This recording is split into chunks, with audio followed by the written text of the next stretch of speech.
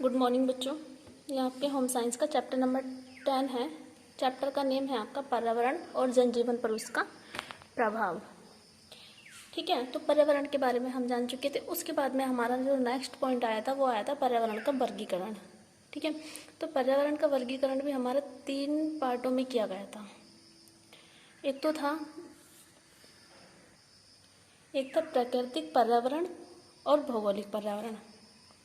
ठीक है, नेक्स्ट था हमारा सामाजिक पर्यावरण और लास्ट था हमारा इसमें पॉइंट नंबर 3 था सांस्कृतिक पर्यावरण। प्राकृतिक पर्यावरण जो होता है वो मानव के ऊपर डिपेंड नहीं करता, ठीक है, वो नेचुरल होता है। बट जो सामाजिक और सांस्कृतिक पर्यावरण होता है वो मानव के ऊपर डिपेंड करता है, ठीक है, उस पर्यावरण को मानव ही बनाता है। ठीक है, उसके बाद में आया था कि पर्यावरण का जनजीवन पर प्रभाव। तो उसके मतलब यहाँ पे हमें प्रत्यक्ष प्रभाव देखने थे। तो सबसे पहला पढ़ा था जनसंख्या पर प्रभाव, व्यक्ति के खान पान पर प्रभाव, आवास पर प्रभाव, व्यवसाय पर प्रभाव। ठीक है, इसके बाद में आता है पर्यावरण प्रदूषण का मुख्य कारण कि किन किन कारणों से पर्यावरण जो है हमारा वो प्रदूषित हो सकता है। देखिएगा, पर्यावरण प्रदूषण अपने आप में एक बहुपक्षीय तथा व्यापक समस्या है और इस समस्या की निरंतर वृद्धि हो रही है। पर्यावरण को दूषित करने वाले कारक अनेक हैं। भिन्न भिन्न प्रकार से प्रदूषण के लिए भिन्न भिन्न कारण जिम्मेदार हैं। मतलब पर्यावरण जो प्रदूषण है वो अपने आप में भी एक बहुत बड़ी समस्या, जटिल समस्या है। ठीक है, और इसमें पर्यावरण प्रदूषण में निरंतर वृद्धि होती जा रही है और पर्यावरण को दूषित करने के लिए अनेक जो कारण हैं वो अनेक कारण जिम्मेदार हैं। भिन्न भिन्न प्रकार के प्रदूषण भिन्न भिन्न कारकों के ऊपर डिपेंड करते हैं, परंतु यदि पर्यावरण के मुख्य तथा सामान्य कारणों का उल्लेख करना हो तो निम्नलिखित कारण ही उल्लेखनीय है। पॉइंट नंबर 1 है इसमें जल मल का दोषपूर्ण विसर्जन। पर्यावरण प्रदूषण का सबसे प्रबल कारण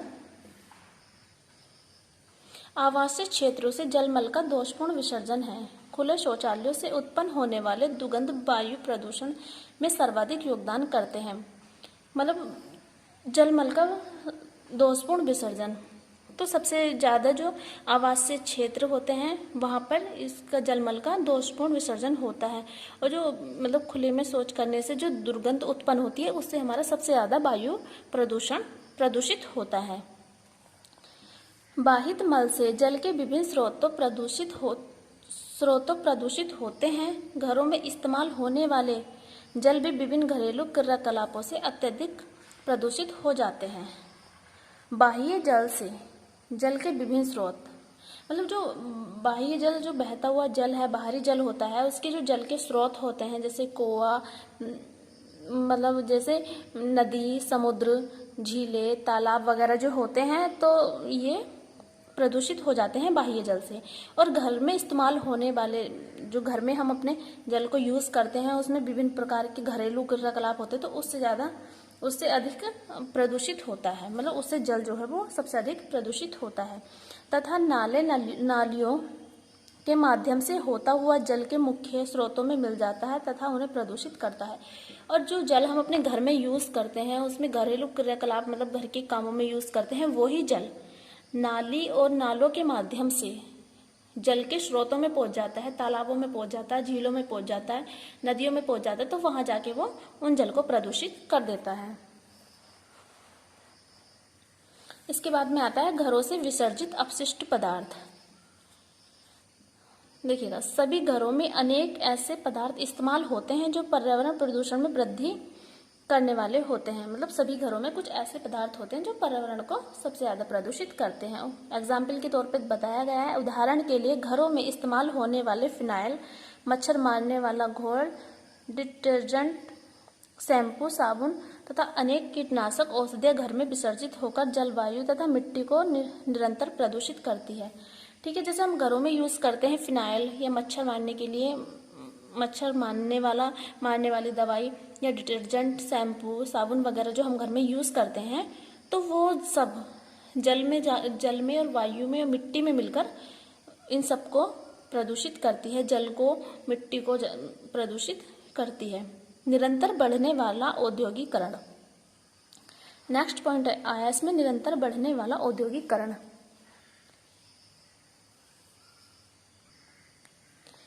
नेक्स्ट था इसमें निरंतर बढ़ने वाला औद्योगिकरण। पर्यावरण प्रदूषण का एक सामान्य तथा मुख्य कारण निरंतर बढ़ने वाला औद्योगिकरण है। मतलब पर्यावरण का जो एक और अन्य कारण माना गया है वो औद्योगिकरण माना गया है। औद्योगिक संस्थाओं से जहां ईंधन जलने से वायु प्रदूषण होता है, वहीं उसमें इस्तेमाल होने वाली रासायनिक सामग्री से अवशेष आदि वायु तथा मिट्टी को निरंतर प्रदूषित करते हैं।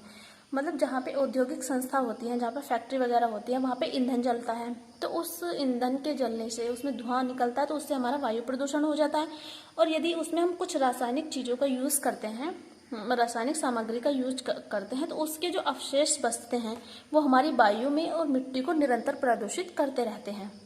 औद्योगिक संस्था में चलने वाली मशीनों, सायरनों तथा अन्य कारकों से ध्वनि प्रदूषण में भी वृद्धि होती है। मतलब जो औद्योगिक संस्था इन फैक्ट्रियों में जिससे मशीनें वगैरह चलती हैं, सायरन वगैरह चलते हैं, तो उनसे जो होता है वो हमारा ध्वनि प्रदूषण होता है। नेक्स्ट आता है इसमें दहन तथा उससे उत्पन्न होने वाला धुआं। आज सभी क्षेत्रों में दहन की दर में वृद्धि हुई है। घर के रसोई घर से लेकर भिन्न भिन्न प्रकारों के वाहनों तथा औद्योगिक संस्था में सभी कार्य दहन द्वारा ही संपन्न होता है। मतलब आज के क्षेत्र में दहन की जो दर है उसमें काफ़ी तेजी से बढ़ोतरी हुई है। और रसोई घर से लेके बड़ी बड़ी फैक्ट्रियों में जो दहन की प्रक्रिया है वो निरंतर काफ़ी तेजी से बढ़ती रहती है और सारे काम उसमें दहन के द्वारा ही संपन्न होते हैं। विभिन्न प्रकार से दहनों से ईंधन से अनेक विषैली गैसें, धुआं तथा कार्बन के सूक्ष्म कण पर्यावरण में निरंतर व्याप्त होते रहते हैं। ये सभी कारक वायु प्रदूषण को अत्यधिक बढ़ाते हैं। मतलब दहन से उत्पन्न होने वाली अनेक विषैली गैसें, धुआं, ये सब और अन्य सूक्ष्म कण, ये सब जाके हमारे पर्यावरण को प्रदूषित करते हैं। और ये सभी कारक ये जो सभी कारक हैं, जैसे कि गैस, विषैली गैस, फिर धुआं, ये कार्बन के सूक्ष्म कण, ये सबसे ज़्यादा हमारे वायु प्रदूषण को प्रदूषित करते हैं।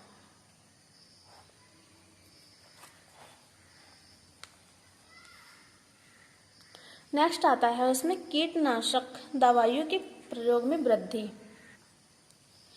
देखिएगा, कीटनाशक दवाइयों के प्रयोग में वृद्धि विभिन्न कारणों से आज कृषि एवं उद्यान क्षेत्र में कीटनाशक दवाइयों का प्रयोग निरंतर बढ़ रहा है। मतलब आज के दौर में क्या है, खेती करने के लिए या किसी भी प्रकार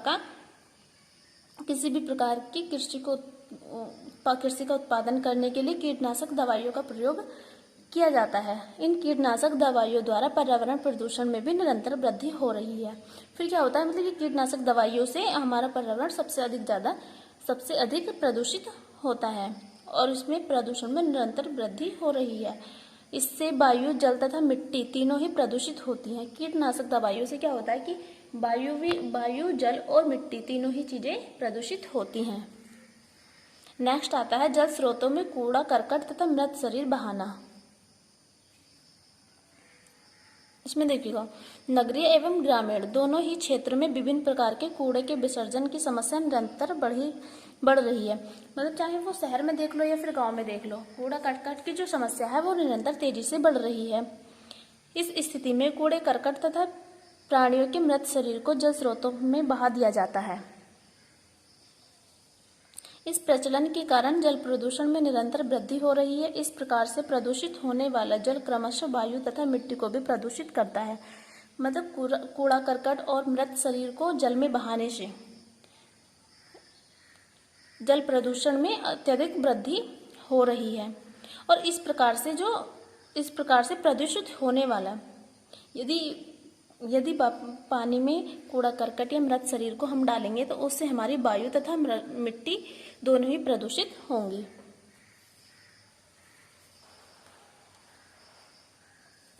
नेक्स्ट आता है रेडियोधर्मी पदार्थ।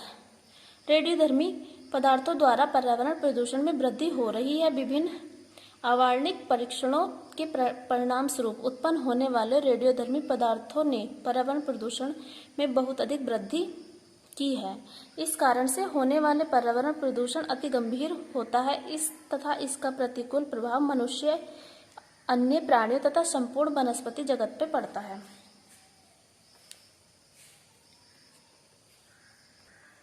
इसके बाद में आता है पर्यावरण प्रदूषण की रोकथाम, मतलब पर्यावरण को हम प्रदूषित होने से कैसे बचा सकते हैं, उसके लिए हम क्या क्या रोकथाम कर सकते हैं। निश्चित रूप से कहा जा सकता है कि पर्यावरण प्रदूषण एक गंभीर समस्या है तथा इस समस्या की रोकथाम मानव मात्र के लिए अति आवश्यक है।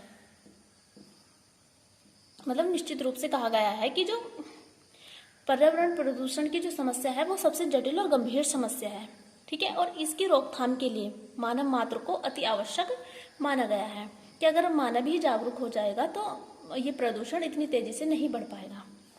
पर्यावरण प्रदूषण की रोकथाम के लिए उन समस्त कारणों को नियंत्रित करना आवश्यक है जो प्रदूषण के लिए जिम्मेदार हैं, और प्रदूषण की रोकथाम के लिए उन सभी कारणों को नियंत्रित करना, उन सभी कारणों पे नियंत्रित करना या उनकी रोकथाम करना बहुत आवश्यक है जो पर्यावरण प्रदूषण के लिए सबसे ज़्यादा जिम्मेदार माने जाते हैं।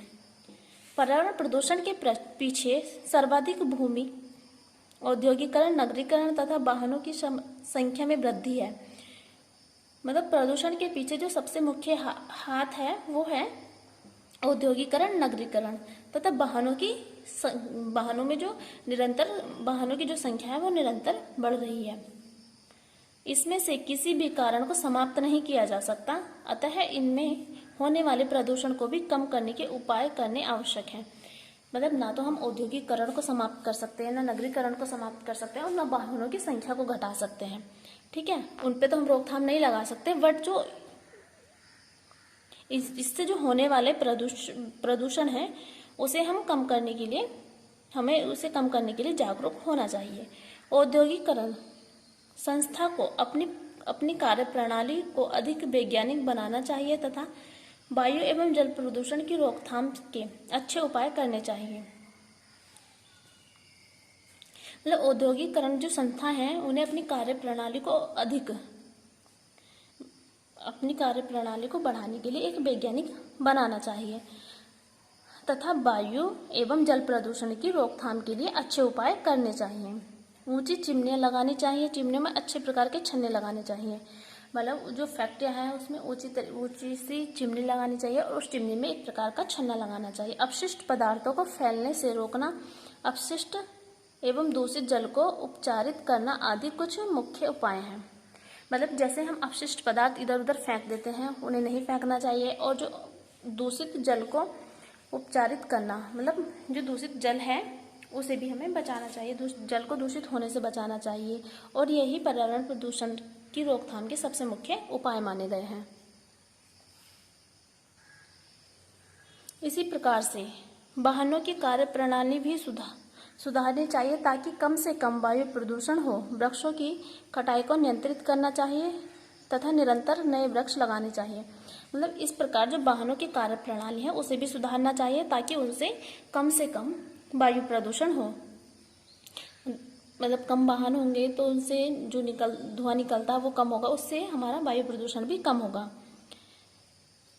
वृक्षों की कटाई को नियंत्रित करना चाहिए। मतलब जो वृक्षों की कटाई है उस पर भी रोकथाम लगानी चाहिए, और निरंतर एक नया वृक्ष लगाना चाहिए, ठीक है, एक नया वृक्ष हमें लगाना चाहिए। ध्वनि प्रदूषण को भी रोकने के उपाय किए जाने चाहिए, और ध्वनि प्रदूषण है उन्हें भी रोकने के हमें उपाय करने चाहिए, जैसे लाउड स्पीकर कम बजाना चाहिए और उनकी जो आवाज़ है उनका जो शोर है वो भी कम करना चाहिए, ठीक है। हमारी सरकार भी पर्यावरण प्रदूषण की समस्या से अति जागरूक है। सरकार ने इस दिशा में अनेक कदम उठाए हैं।